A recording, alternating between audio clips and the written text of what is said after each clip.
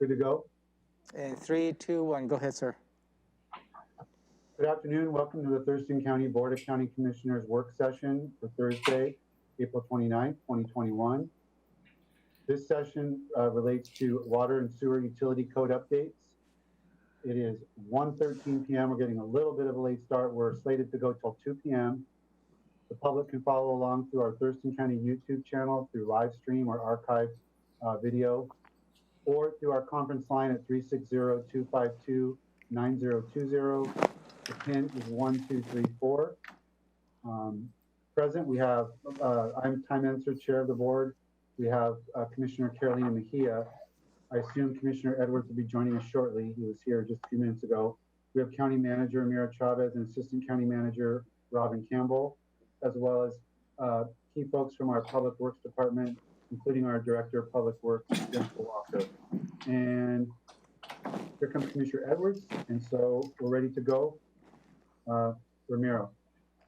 Thank you, Commissioners. Will you be hearing today is a proposal for you to consider amendments to the Thurston County Code 15.09 and 15.13. And that is really related to as to how we can, I believe, streamline the water and sewer code utilities based on the current conditions. So who's going to take the lead? I can do a real quick introduction. Tim Wilson, I'm Water Resources Division Manager, and Zainab Najati, our Technical Services Manager, is going to lead this briefing today. But just very quickly first, as a reminder, this the code update effort is one of 4 non-capital efforts that was talked about during last week's State of the Utilities briefing. The intent of all of these efforts is to better manage the Thurston County utilities that the county is responsible for, and the goal there being to provide safe and reliable potable water and sewer service to our customers. And with that, the work today, first of all, the work today represents a considerable effort that has already occurred over time by both our consultant, staff, including Zainab's team, and the utility advisory committees have taken an initial look and provided input on this. And so with that, I would hand it over to Zainab. Thank you. Okay. See if I can share my screen. This is my first time doing this on Zoom.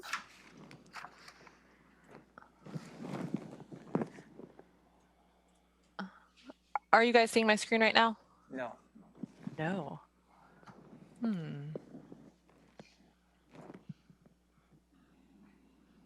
Yeah. We're good? Okay, great. Okay, well, good afternoon, Commissioners. So as Tim mentioned, I'm here to discuss the Water and Sewer Utility Code Update Project. This covers Thurston County Codes, chapters 15.09 through 15.13.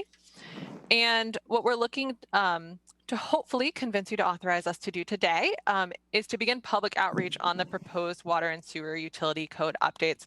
We're not looking to set a public hearing. We want to go out to the community and get their feedback on the proposed changes.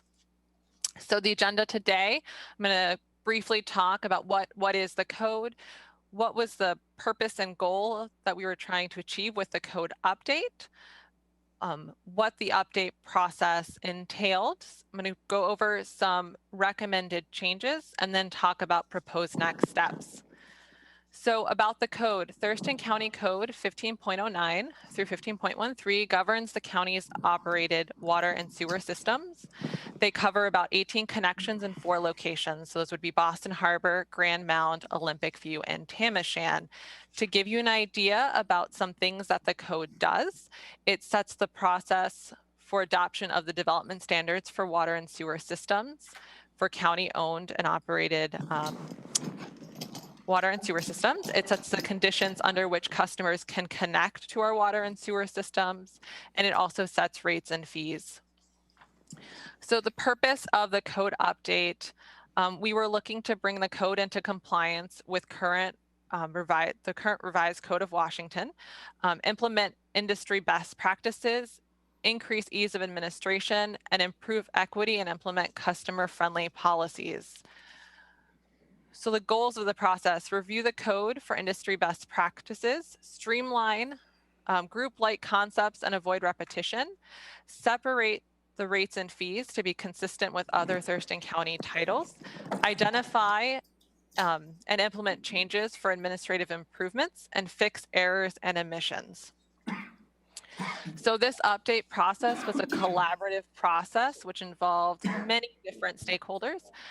We brought in HDR, which is an engineering firm, as subject matter experts to make recommendations based upon industry best practices. We also incorporated feedback from the prosecuting attorney's office, the Public Works Financial and Asset Management Division, Public Works Water Resources Division, the Public Works Engineering Services Group, and the Office of the County Engineer, as well as feedback from our Tamashan and Boston Harbor Utility Advisory Committees.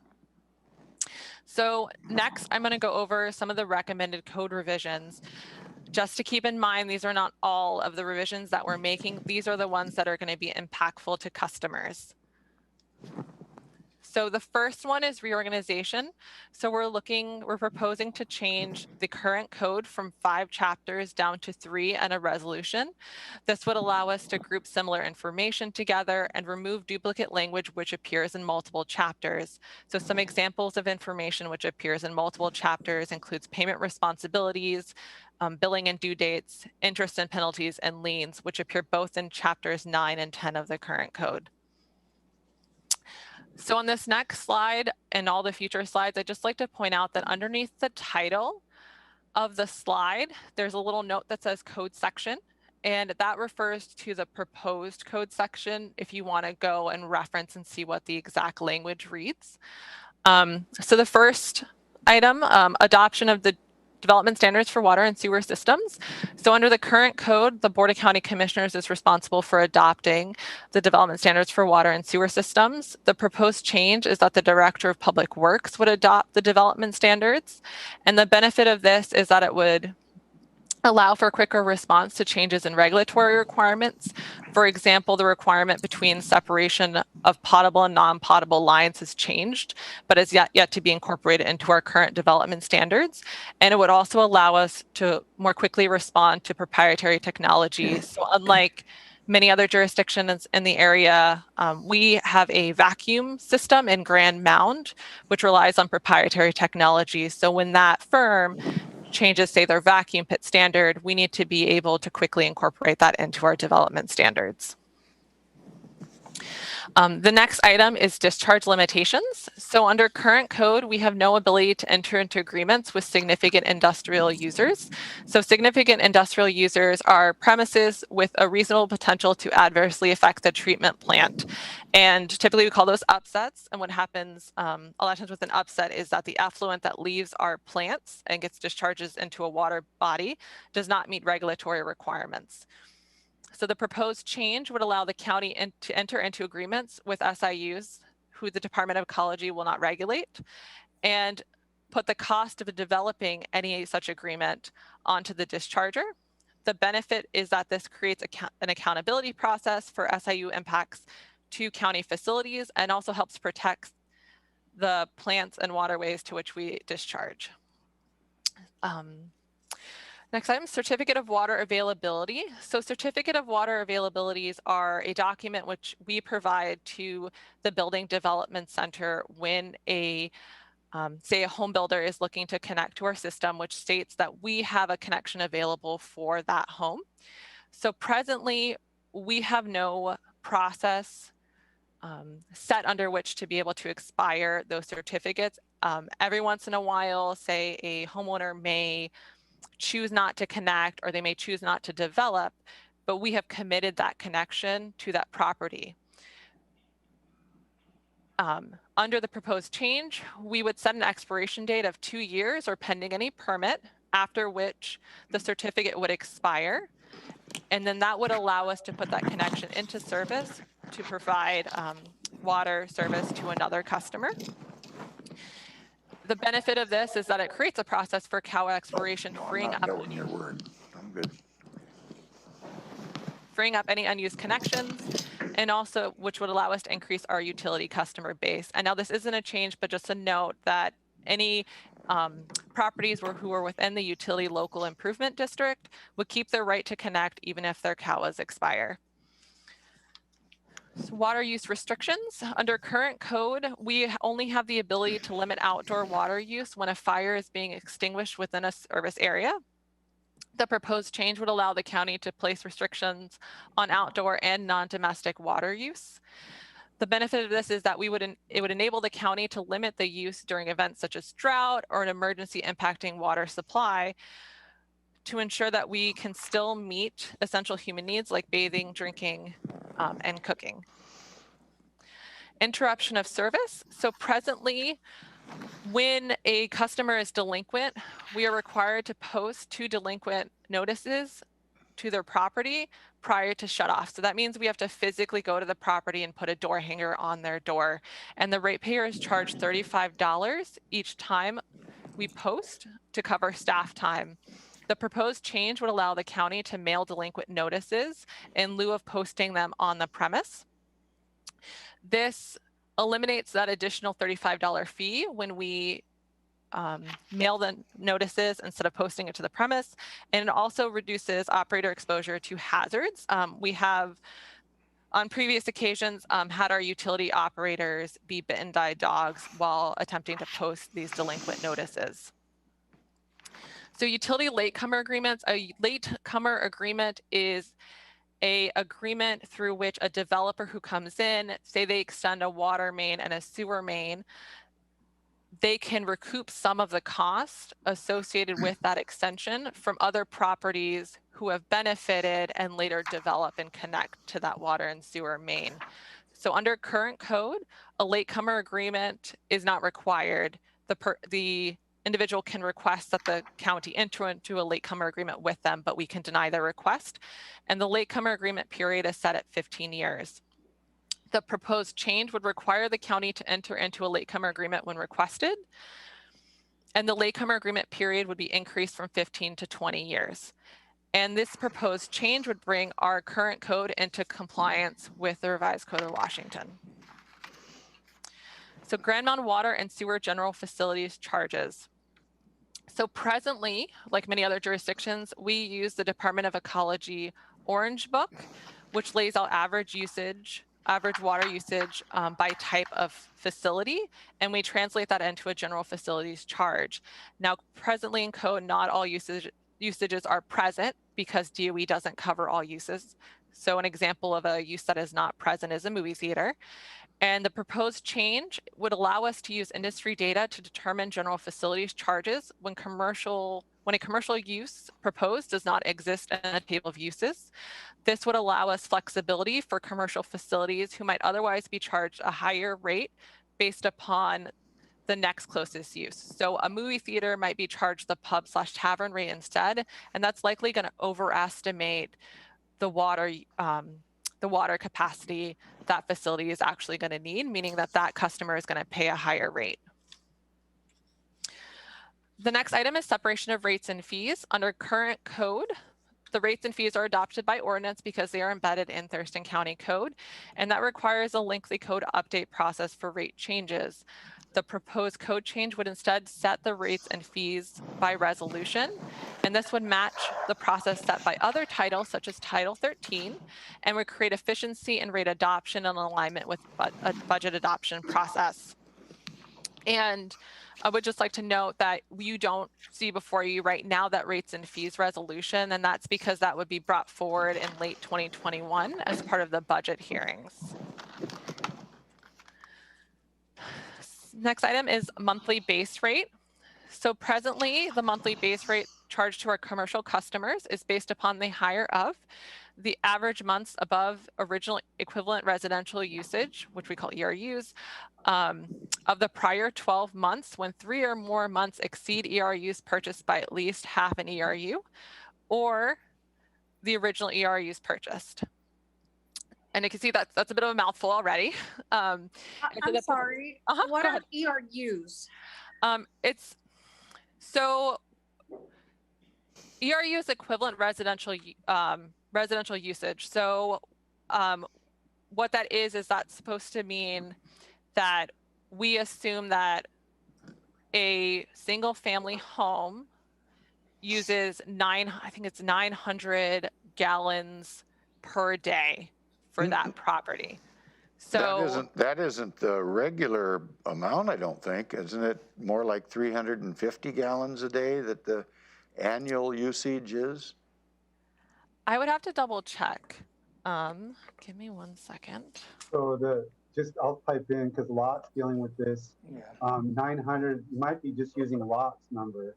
And Lot has found out that 900 is not accurate. And it's created a situation, because commercial is based off residential, it's created a situation where residential customers are subsidizing commercial users. Because, and so they found out that the real number is somewhere like 550, 600. And so we're engaged, Lot are engaged in a rate study analysis to look at our rate structure. We're going to almost certainly retool the ERU number. So if Thurston County is basing it on Lot, then you better be aware that we're going to be retooling that later this year, because that 900 is an overestimation of a typical residential usage. And nobody's quite sure where it came from historically. So I actually misspoke. In Grand Mound, an ERU is designated as each 700 cubic feet per month of water consumed. That's a lot closer. Yeah. Apologies for that error. Yeah, so an ERU is then 700 cubic feet of water per month. And so when we take the water usage, so say they used 1,400 cubic feet, then they use 2 ERUs for that month. Does that answer your question, Commissioner Mejia? Yes, it does. Thank you. Thanks. Yeah, so the proposed change now would set the rate based on the average of the 3 highest months of water usage. And the benefit is that this removes the tie to original ERUs purchased. It's much easier to administer, and it aligns with customer usage history and creates equity between customers because we're removing that tie from the original ERUs purchased, and it more accurately reflects system capacity needs. So what does that mean to the customer? So some customers, depending on what their ERUs, what they're using and what their original ERUs purchase were, some customers are going to see an increase in their base rate charges and other ones are going to see a decrease in their base rate charges. Okay, well, I'm going to want to know that before I vote for something, but go ahead. Oh gosh, sorry, I lost my screen. Sorry, apologies, give me 1 second here.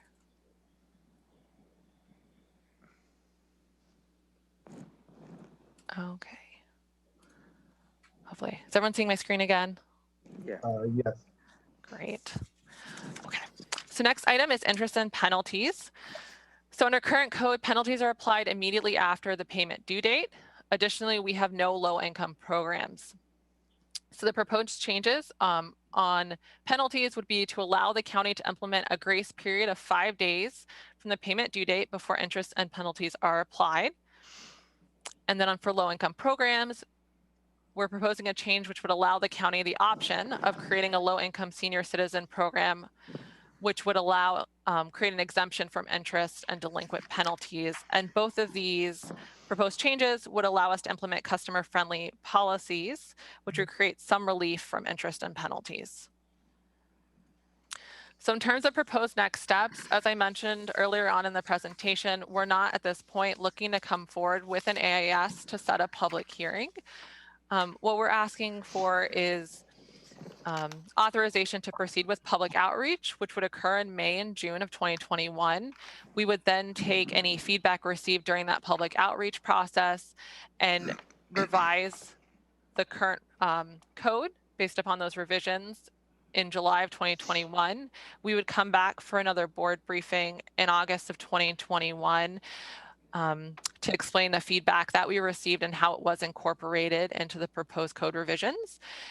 And at that point, we would request to come forward with an AIS to set the public hearing sometime in September of 2021. And the adoption effective date would be January 1st of 2022.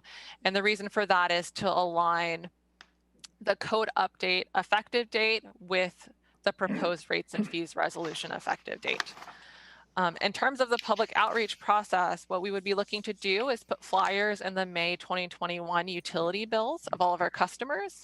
We would also create an ordinance update website, which would cover the proposed code language, frequently asked questions, and have an online comment submission form, which would accept comments from June 1st to June 30th of 2021. And now questions. Mr. Mejia.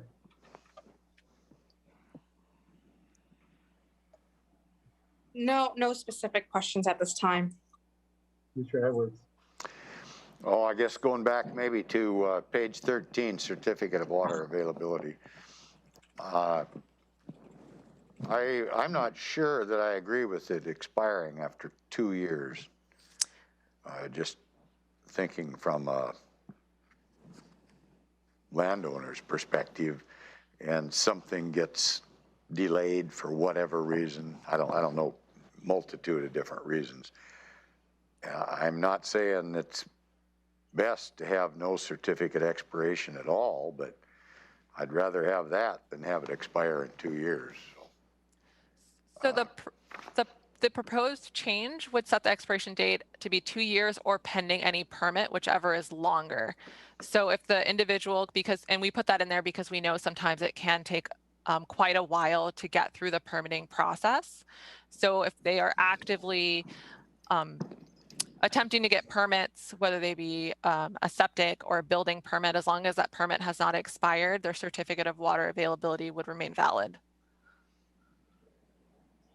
I still don't like it. So, I mean, you can give me all kinds of an explanation if you want, but I'm not going to support that. So, I mean, I'm just one commissioner. So it puts a burden on the property owner, and I'm not looking to do that. I'm not looking to add costs to the property owner. And I didn't hear anything about, through this presentation, on the actual dollar amount it's going to affect a ratepayer, property owner, affected party. And I'm very interested in what that proposal would be and how much it would cost the individual owners. I'm not against you going and looking though and asking questions, but. On Commissioner Edwards' point, isn't part of the consideration though that it's putting, like if somebody's tying up a certificate of availability, you're hurting another property owner that wants to actually do a project and build something and improve the property because there's a tied up certificate of water availability. So I think we have to find the right point on this. Whether it's 2 years, I don't know, but it seems like it's not. If you're coming from the perspective of property owners, there's another side to the equation. Yeah, I don't disagree with that, Chair, at all. I think you're right on point, but I don't know how many certificates are available, how many gallons are usable. That stuff's kind of mute on this whole thing, and I would need to know some of that before I could decide anything on it. Zainab, I'd like to ask about the monthly rate. I'd just like to learn a little bit more about that on slide 19. Yes, give me 1 second. I have some other slides which may illustrate a little bit better. But just to go back real quick, certificate of water availabilities, just to give you an idea of magnitude right now, based upon the current utility audit, we're looking at about 5 to 6 individuals who this would affect, who have a certificate of water availability, but have yet to put it into use. So it's actually pretty small amount, but when you're talking about Boston Harbor, where we have no available connections at this time, it can mean a lot to someone who wants to build their dream home out there. So let me share my screen again. Is it working now? Thank you. It's working. You're still in the slide or the mode where you're seeing all the toolbars and stuff. Which one am I on? You're on number 1, and then you're in the mode where you're seeing all the toolbars. Oh gosh.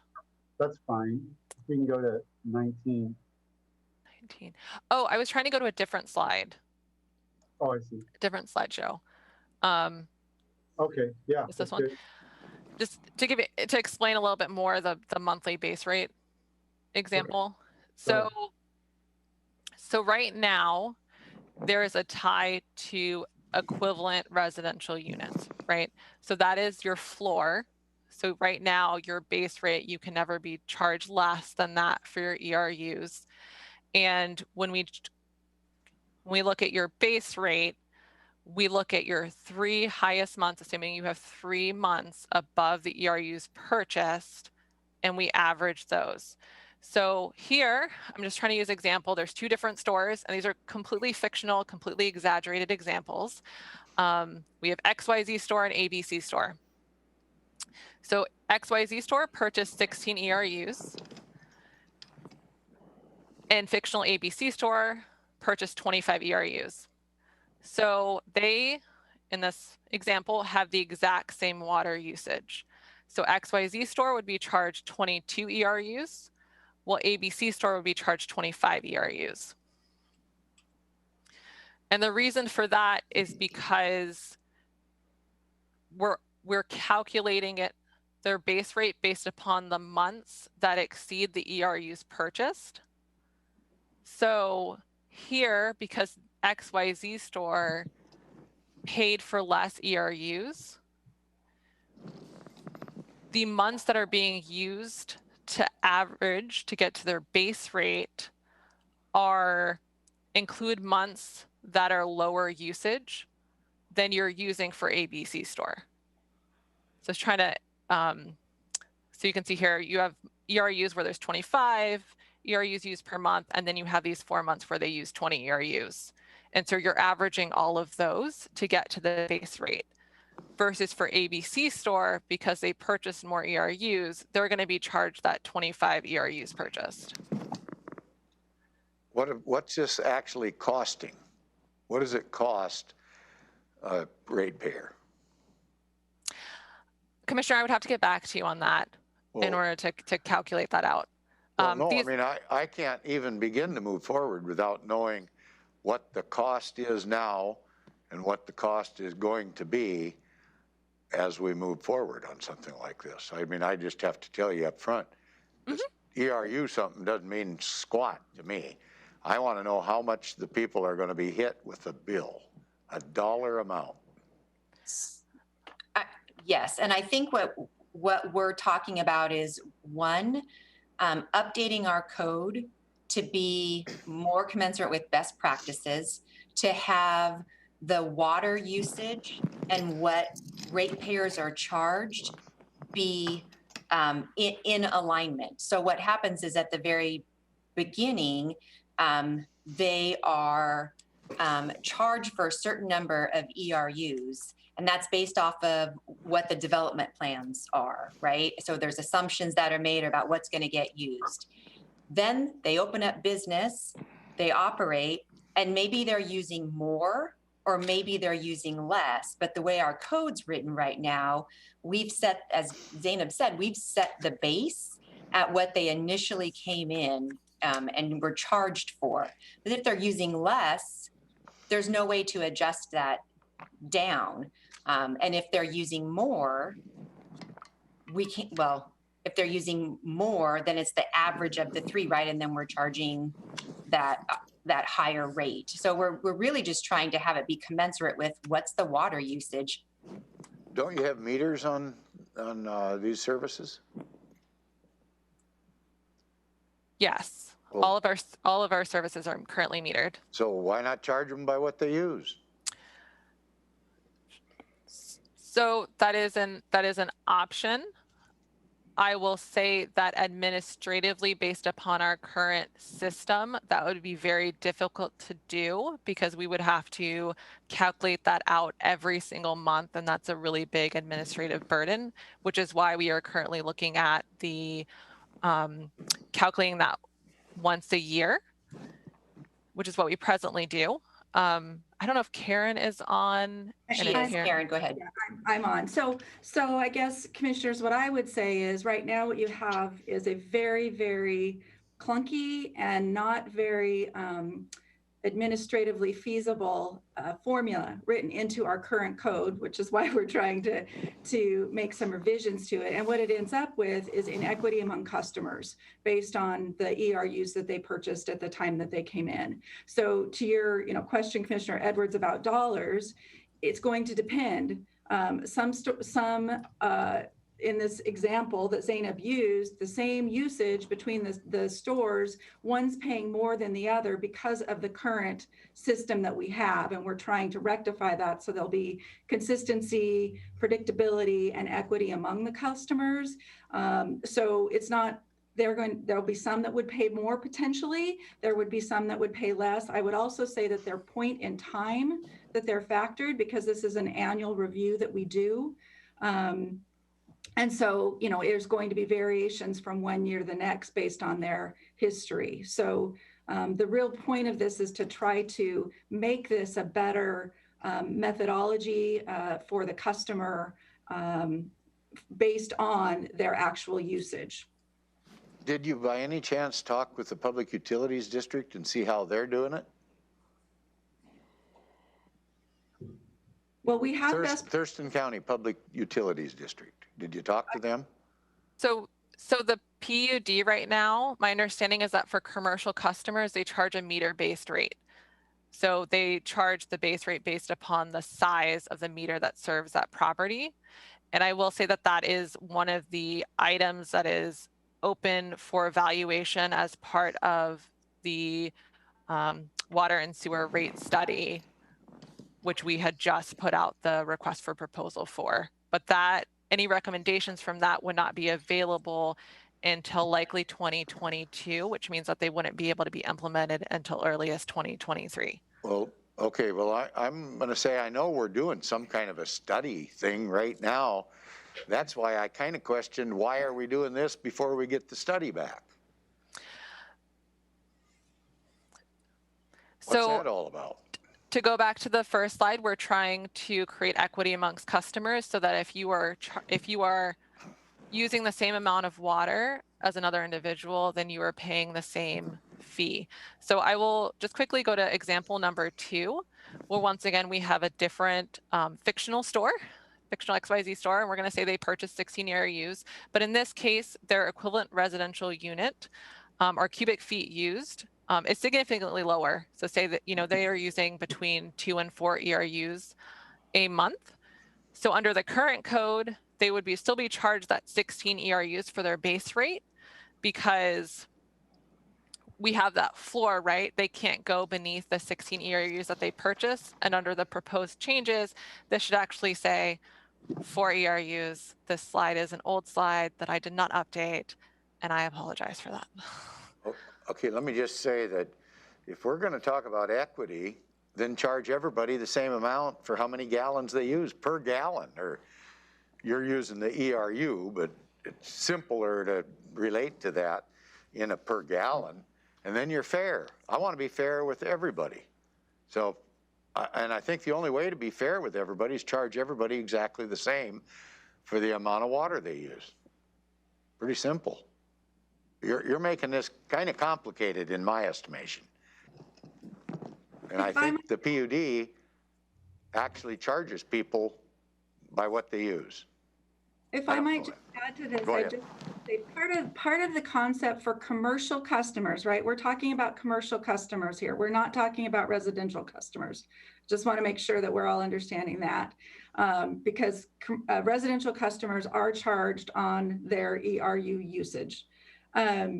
For commercial customers, part of it is also a system planning aspect to it. So ERUs are in essence trying to capture the demand on the system at peak times, for example, right? So you've got to be able to plan for during those summer months how much water is going to be used. Keep in mind down in Grand Mound, we have the Great Wolf Lodge that we try to manage. And so we're looking for system capacity. And so through the ERU process and doing for commercial customers, some of that averaging of their higher use months needs, you're able to plan for and adequately manage the system for capacity. So I don't want that to be lost in this discussion either. Okay, so I need to stop for a second. This was my question that I actually never got to follow up on. So, but before I do that, I'm gonna ask Commissioner Mejia, because I can't see her. If you have any questions, Commissioner Mejia. I'm just learning. Okay, So go ahead with your question. Last 12 minutes. So Karen's last point is one that I was trying to make, which is that now that I understand this a little better, what would have made it clear, so I didn't have the question to begin with, is this slide needs to be clear that you're talking about commercial customers.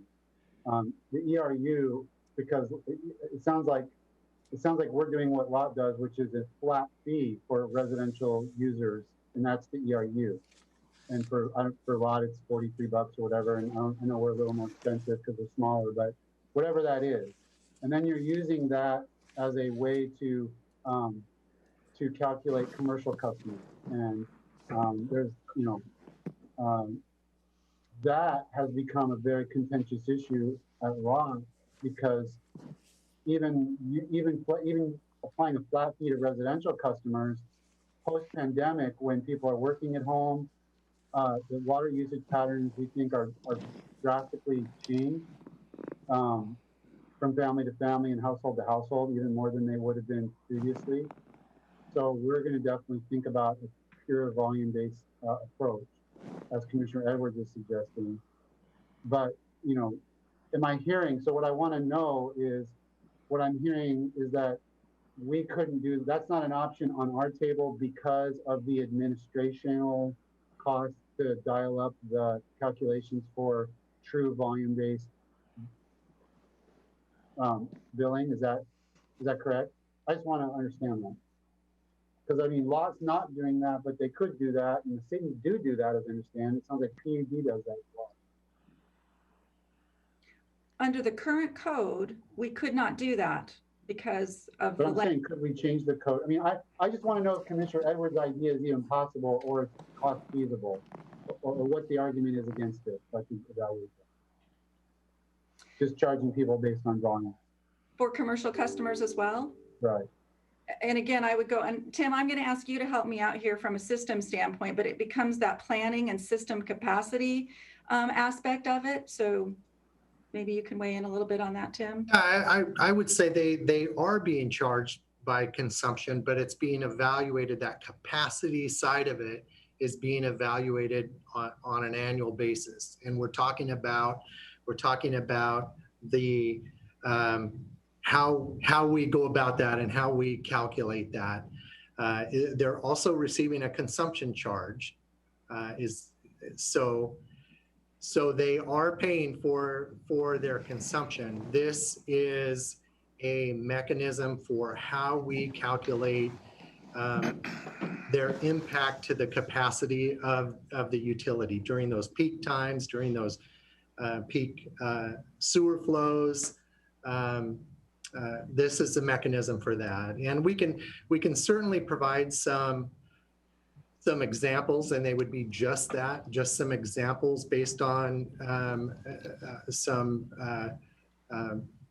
imaginary customers that we could put out there for customers to provide input on. But again, this is just a way to more fairly, in our view, treat each commercial customer equitably. And just to add, Commissioner Minster, I guess maybe you're just, the question about could we do it? We cannot do it with our software on a monthly basis without hand calculating and inputting for each of our commercial customers if we were to do just usage-based base rate ERU calculation. So it would be very manual, very time-consuming. And our current software system doesn't have the ability to take that usage information and calculate it, turn that into an ERU calculation for billing.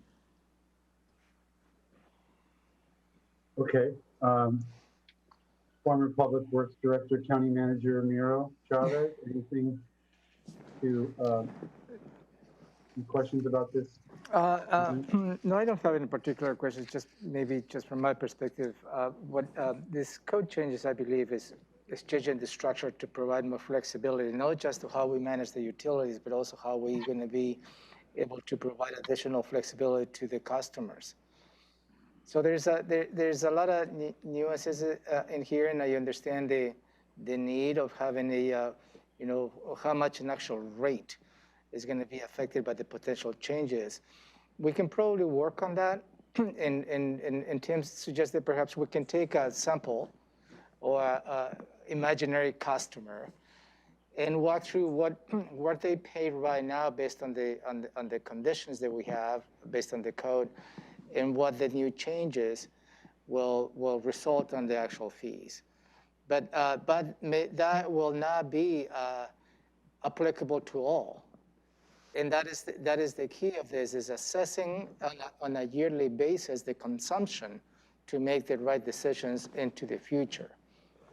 And at least from my perspective, this is not unusual. This approach and this methodology is not unusual. I am a customer of the City of Olympia, and they use the same methodology for both for water. So it's just the mechanism as to how we can probably allow a little more flexibility to really get a little more closer to the actual consumption. And I believe this is the code changes, they attempt to get to that point. Because based on the current code is a lot of restrictions. So I guess we're kind of at the tail end. I would want to ask the board, I mean, I've heard questions of concern about what we might want to ultimately do, but is there any concern about letting this go to through the public process and taking the next step? Or can we get the thumbs up to do that? Yeah, I don't have any problem with looking into change at any time, but I'm wondering, I'm kind of trying to figure out, okay, what is the problem? What are we trying to fix? And then, how do we make that fix? So I haven't had a issue. I haven't had anybody knocking on my door saying things are out of whack down there or wherever. And we're talking about three or four different locations, I think. Some are commercial and some are all residential, aren't they? And you're going to try to apply this to all the utilities that you have? I don't know the answer to that because it doesn't show between commercial or residential necessarily. I guess I would chime in. I would say that this applies much more to the Grand Mountain system because that's where the majority of our commercial customers are. But the danger in not having a good mechanism for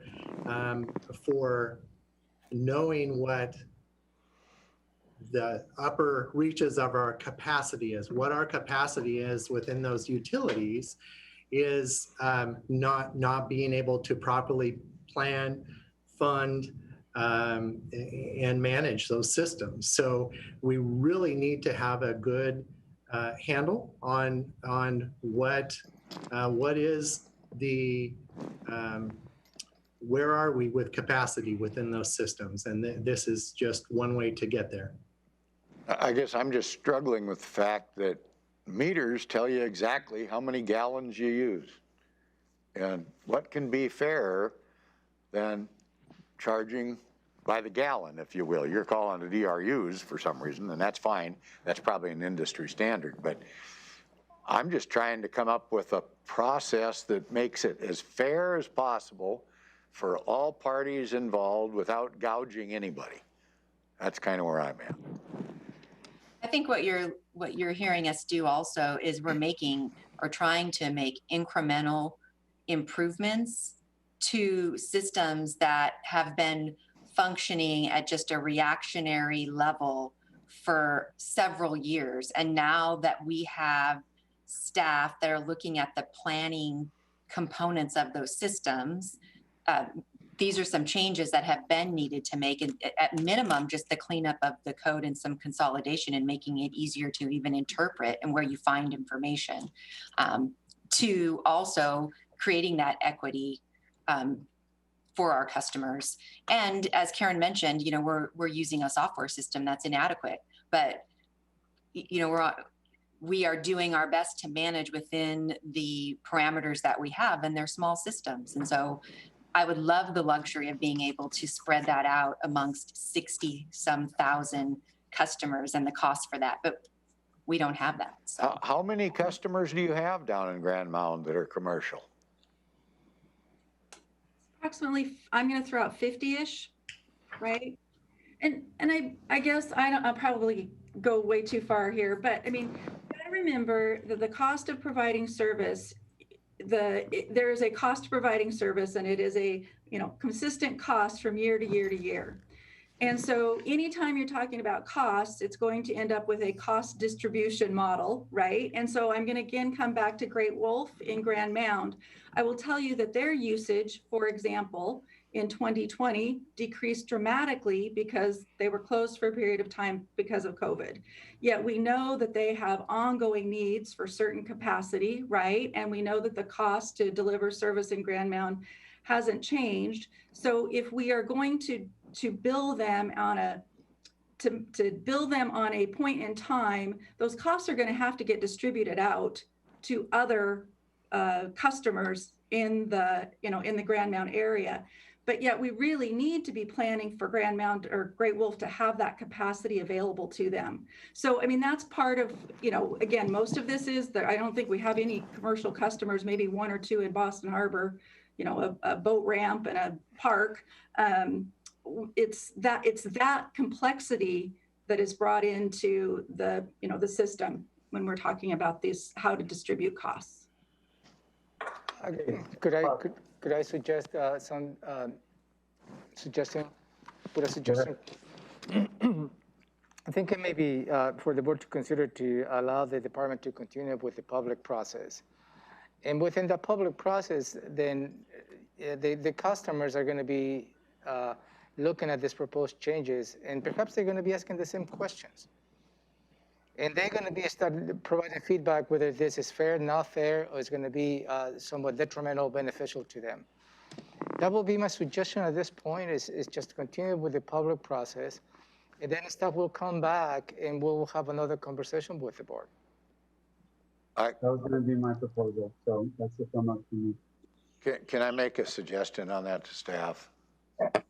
I think if you're going to send out flyers and notices and water bills and all that kind of stuff, I think you ought to say that Public Works or whatever, what do they know you as down there? When you send them something, what do they know you guys as? Thurston County Utilities. Thurston County Utility. Okay, why don't you stick to that and say, we're contemplating upgrading our process to a more fair and equitable process, or something like that. If I was a county commissioner in that district, I wouldn't want my name on the head of that letter that the commissioners are thinking about jacking your rates up or changing things.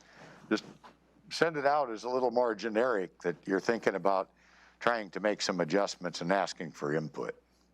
But I don't care. It's Ty's district, I guess. So. No, I agree with that. I would assume that's what you do. I would hope that's what they'll do. So for me, can I go ahead? Yeah, go ahead, Commissioner Mejia. So for me, I'm, it can go to the public process, but I will be reaching out to staff just to try to inform myself better on this issue.